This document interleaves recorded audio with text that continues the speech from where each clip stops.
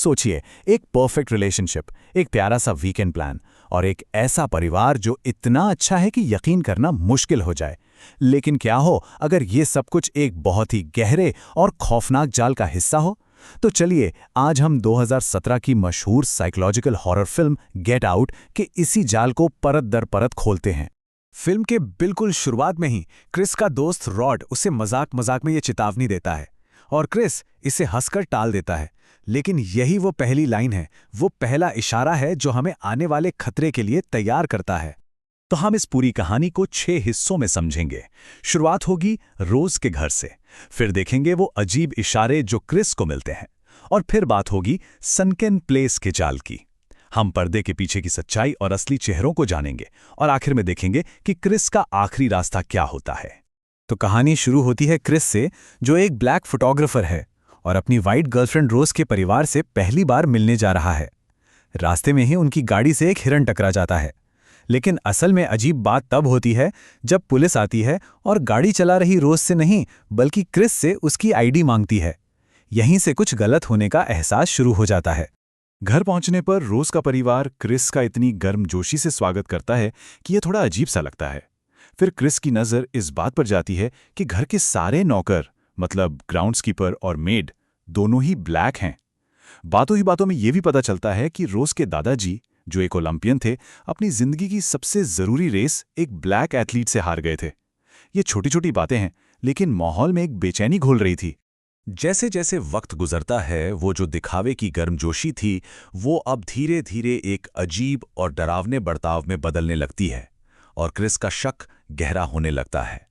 अब एक के बाद एक ऐसी घटनाएं होती हैं जो किसी भी तरह से नॉर्मल नहीं थीं। क्रिस के दिमाग में अब बस यही चल रहा था कि आखिर ये सब लोग इतना अजीब बर्ताव क्यों कर रहे हैं। क्यों घर की मेड जॉर्जिया उसे बस घूरती रहती है? रोज का भाई जेरेमी इतना गुस्सा क्यों है? और सबसे डरावना, रात के अंधेरे में ग्राउंड्सकीपर वॉल्टर सीधा उसकी तरफ क्यों दौड़ा चला आता है? कुछ तो था जो बहुत ज्यादा गलत था। वो पहली रात किसी बुरे सपने से कम नहीं थी। डिनर पर जॉर्जिया का वो खाली घूरना, जेरेमी का अजीब सा बर्ताव और फिर देर रात वॉल्टर का वो दौड़ना, ये सब मिलकर क्रिस के अंदर एक ऐसा डर पैदा कर रहे थे जिसे वो नाम नहीं दे रहा था, पर महसूस कर सकता था। और फिर क्रिस की मुलाकात होती है रोज की माँ मिसी से, जो एक हिप्नोथेरेपिस्ट है।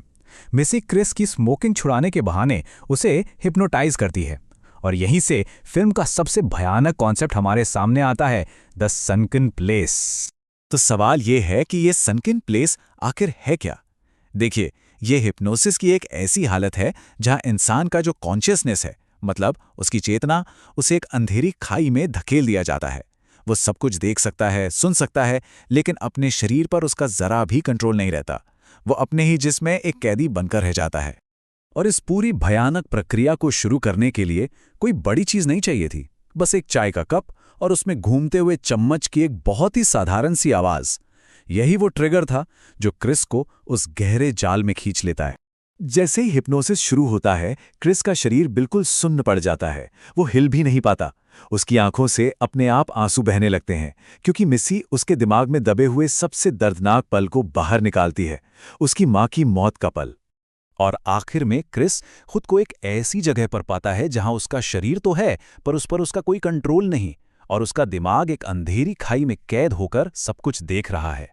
अगली सुबह जब वो उठता है तो उसे लगता है कि शायद ये बस एक बुरा सपना था, पर असल में ये तो बस शुरुआत थी। अगले दिन घर पर एक बड़ी सी गार्डन पार्टी होती है और इस पार्टी में आकर रहस्य और गहरा जाता है और खतरा बिल्कुल सामने दिखने लगता है। ये कोई आम गेट टुगेदर नहीं था, ये कुछ और ही था। क्रिस को जल्दी ही एहसास होने लगता है कि पार्टी में आए मेहमान उससे एक मेहमान की तरह बात नहीं कर रहे, बल्कि उसका मुआयना कर रहे हैं, जैसे कोई सामान खरीद रहा हो। कोई उसके फिजिक की बात करता है तो एक अंधा आर्ट डीलर उसकी आंख यानी उसके फोटोग्राफी टैलेंट की तारीफ करता है। क्रिस को समझ आ जाता है कि वो यहाँ मेहमान नहीं बल्कि नीलामी में रखा कोई सामान है। और फिर अचानक एक पल में सब कुछ बदल जाता है। क्रिस पार्टी में मौजूद एक और ब्लैक आदमी लोगन की तस्वीर लेने की कोशिश करता है, लेकिन गलती से उसके फोन का फ्लैश ऑन रह जाता है। बस एक फ्लैश और सब कुछ बदल जाता है। उस एक फ्लैश की रोशनी जैसे ही लोगन की आंखों पर पड़ती है, वो कुछ पलों के लिए जैसे किसी नींद से जाग जाता है। उसकी नाक से खून बहने लगता है और वो अचानक क्रिस पर चिल्लाता है, यहां से निकल जाओ, भागो। ये एक सीधी और साफ चेतावनी थी। लोगों की उस चेतावनी के बाद क्रिस को यकीन हो जाता है कि वो एक बहुत बड़े खतरे में है। अब उसे किसी भी हालत में बस यहां से निकलना है। लेकिन निकलने से ठीक पहले वो सच का पता लगाने की कोशिश करता है, और उसे जो मिलता है वो उसकी कल्पना से भी कहीं ज्यादा खौफनाक था। रोज ने क्रिस को बताया था कि वो उसका पहला ब्लैक बॉयफ्रेंड है, लेकिन एक बंद कमरे में रखे छोटे से बक्से से सच बाहर आता है। उस बक्से में रोज की तस्वीरें थीं, दर्जनों दूसरे ब्लैक लड़कों और लड़कियों के साथ, और उन्हीं तस्वीरों में घर के नौकर वॉल्टर और जॉर्जिया की तस्वीरें भी थीं। मतलब रोज इस खेल की एक खिलाड़ी थी, शिकार नहीं। तो ये पूरा खेल था क्या? पहला कदम, रोज अपने शिकार को प्यार के जाल में फंसाकर घर लाती थी। दूसरा, उसके परिवार वाले उस शिकार को अमीर बूढ़े ग्राहकों को बेच देते थे। तीसरा, एक ब्रेन ट्रांसप्लांट होता था।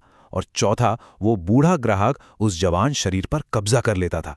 ये हमेशा के लिए जीने का उनका अपना शैतानी तरीका था। जैसे ही क्रिस को ये पूरी सच्चाई पता चलती है, फिल्म का मिजाज पूरी तरह बदल जाता है।